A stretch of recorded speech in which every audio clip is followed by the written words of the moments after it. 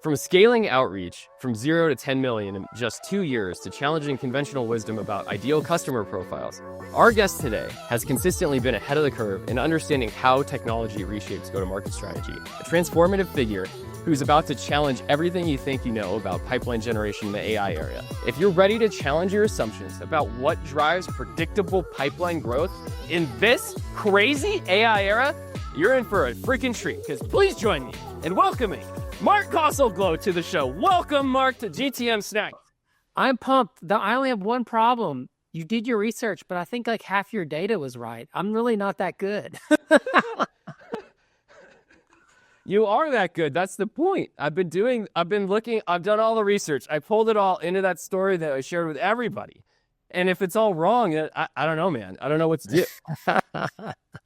Well, let's get into it, brother. I mean, yeah, like the world is changing. The world has changed.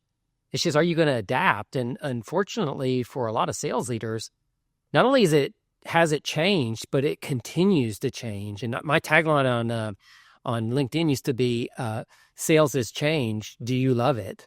And most people don't. And I think that right now we're seeing a lot of sales leaders suffer from the fact that they're trying to use strategies and tactics from 5 years ago that are now obsolete and ineffective. Well, that hat I'm wearing I actually got from Corporate Bro, Ross. Yeah. It says, "Smile and dial, sweet commish. Sales are dope." I got this at that go-to-market fun after the adventure that it had at SaaStr. But smile and dial. To me, it's smiling and dialing, but it used to be just to get people to pick up the phone. They don't pick up the phone anymore. And now, we've got the great ignore, where it's not just not picking up the phone or emails. I was just talking to Morgan J. Ingram about this in a different episode, where it's all about dropping audio notes in LinkedIn DMs. And I was going to be talking to Darren McKee about he's using video in DMs, right? Mm-hmm. So talk to me about that. That's the tactic, but how do we know who it is that we should be going after? And I think the definition of how you're redefining what an ideal customer profile is really important, that the sales world understands how things are changing and how to stand out when we have the great ignore staring us in the face. I think there are some very hardcore bleeding edge revenue leaders that over time have decided that the current way that most people do ICP stuff is wrong. And I think that shift is accelerating right now. And listen, everything kind of starts with your ICP. And what I mean by that is, like, there's a problem in the world. Somebody creates a product or solution to do it. That product or solution defines your market. You can't sell to that entire market. So you narrow it down to ICP. But let's talk about what really ICP is. Most people know it as ideal customer profile, or customers or accounts that we would want to be customers based on some kind of attributes of them. But let's look at what they use. They use firmographic and technographic data. For example, at Outreach, we need to know that they have Salesforce and that they have Gmail. That's what we've had. That's all we've had. We've had to assume. It's so assumptive. It said, Andrew, this is a little weird metaphor, but it's like racial profiling. It's saying because somebody looks Middle Eastern and has a turban and they walk through the airport security, they get pulled over more than someone who looks like me. That's wrong. It's assumptive. It's genericizing. Yeah. It's, it's all these bad things. But yet that's what we do for ICP. But because they use Outlook and they have Salesforce and they have salespeople, they must have this problem that we solve. Or they just got a round of funding, or whatever the thing is, right? The signals and all the signal data. It's so freaking noisy, right? You have your ZoomInfo, you have your CRM, you have the foundational layer of accounts and contacts, then you layer in the signal data. And now with all this crazy personalized at scale stuff, which doesn't, with signal data and trying to personalize each message, it's challenging to get anything to actually work.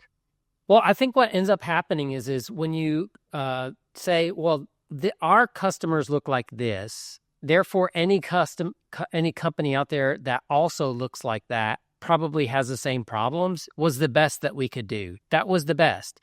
But now there's so much data, there's so much that's publicly available, there's so much content out there, and AI can help us comb through, summarize, and figure out what's important and all that, that I think that definition of ICP is now super antiquated. And if you're using a tool and saying, well, listen, they have 500 to 2,000 employees, they use Salesforce, they recently got their Series B funding and all that kind of stuff, you are just being a racial profiler just for ICP people and not for actual humans. Careful. I don't know if we're going to go down that rabbit hole. That might be a little extreme, but you get my point. Yeah, I get your point. Yes. So tell me, what is the new way of doing this, and what are you doing at Operator that allows us to think about this differently, to actually stand out in the crazy amount of noise that we have? After hundreds of conversations at Operator, it became very clear to us like what is happening, which is a generic and assumptive messaging has such poor reply rates. Let's call it on average about 1% and about 0.3% on positive reply rates, that if you do the math of generally accepted benchmarks for conversion of like, this is how many accounts we need to book a meeting, and this is how many meetings hold, and this is how many meetings qualify, and this is how many deals we want.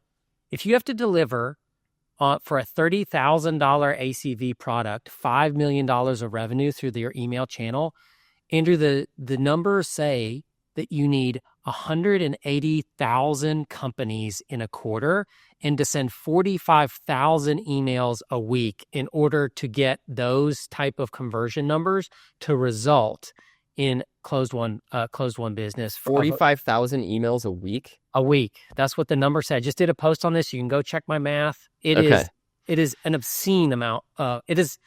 Let's not call it an obscene volume. It has a word. It's called spam. That is called spam. Yeah. Well, that's why we have, I didn't want to get into this, but that's why we have companies that are literally just building email infrastructure for people to have hundreds of domains to make it's just ridiculous to me. It's the complete opposite of what we should be doing, but that exists with Clay and this go-to-market engineer role. And now all the noise of, sure, sign up for email infrastructure where you get 100 domains and 1,000 emails. Dude, you know what we're doing is an alcoholic buys like a little thing of vodka, and after a while that doesn't get him drunk enough, so he buys a huge handle of vodka and he downs it. That's what these people are doing, is they're like, well, listen, you can't get what you want doing this ugly, nasty thing that nobody wants done to them. So we're just going to do it more. Yeah, do more and faster. Tell me let's go to AA and tell me what the recovery process looks like and how we can get out of this cycle where we all wake up with headaches and migraines and have to drink at 9 a.m. to just keep going. Right? What's the red pill if you go down the matrix rabbit hole of trying to do this differently? Well, I think that instead of saying these look like our current customers, therefore let's assume they have problems, and we're seeing that when we send emails to those people that there are converting at such a low rate that we have to find such a massive amount of accounts that it doesn't really work, right?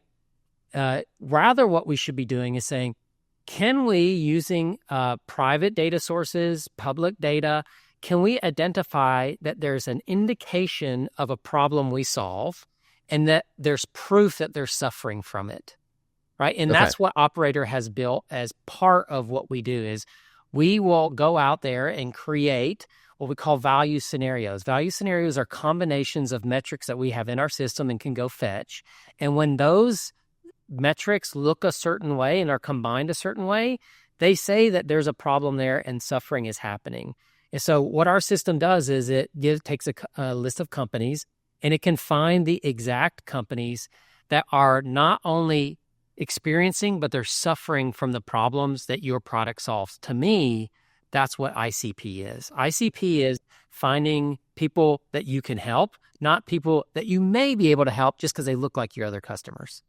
Right. And we don't need to go down the toaster and the Porsche. I'll put a little clip in there of you talking about it for people to understand, but like not knowing what exists and that you could be in the market, you are the right person. So help me with how someone who's going to come to Operator, how should they be thinking about how you're visualizing ICP and what that means to be able to understand this new way of thinking. Can you show us that?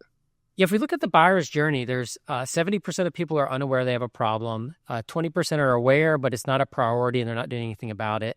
7% are aware and they're actively considering what should I do about this problem. And then 3% are in an evaluation where they're talking to people about actually solving the problem. Most signals-based solutions are working in that lower 10% of the funnel because that's where people are putting out signals, right? What then do you do to the upper 90%? Well, the thing that you have to do is you have to be compelling, unique, and relevant and show them that they have a problem that they shouldn't have to suffer from, but they are. And you don't have to be assumptive with that anymore. Now, listen, can we do that for 180,000 companies a quarter? No. That's not possible because there's probably not 180,000 companies that actually are suffering from the problem that you have to the degree that they're ready to do something about it. Right? But what we can find you is, oh, do you need to find a couple $1 million a month for a rep or two that really pinpoints exactly what accounts they should go after? That's what we can do for a teams of reps. So I ask every guest this question. So what is the number one belief about pipeline generation in 2025 the market has wrong? And how should companies be thinking about it differently to unlock the next big opportunity? And we've been talking about what I think is what you believe is the number one thing. But talk to me, is there something else where there's one belief that everybody just has completely wrong? Yeah, I think most people think that they're targeting accounts that can convert. And if you looked at their metrics, you'd find out that their conversion rates are really, really bad. And that's because their targeting is off. In order to have a successful targeting situation, you have to have two things right. One is, what is the bullseye? And the other one is what am I shooting at it, right?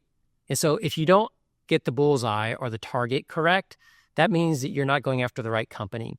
If you don't get the arrow right, or whatever you're shooting at the target, if that's not right, then what ends up happening is you don't hit the target that you're aiming for, and you don't hit it in a meaningful way. And so that is the thing that I see wrong is most people think that they're targeting correctly. They're not. Most people understand that their messaging and stuff is off. And one of the reasons it's off is because they're trying to take a huge swath of people and get as many of them interested as they can versus creating highly tailored audience of one messaging for a single company or companies that are very, very similar. Not talking technographic or firmographic. I'm talking about similar in the problems that they're suffering from. And so that's the kind of stuff that I think is a huge misconception right now is just because you don't have a well-defined ICP doesn't mean that they have the problems that you solve. Well, thank you, Mark, for joining us on another episode of Go-to-Market Snacks, small bites of insight, ICP insights to unlock your pipeline strategy. And we will see you on the next one. Thanks, everybody, for joining.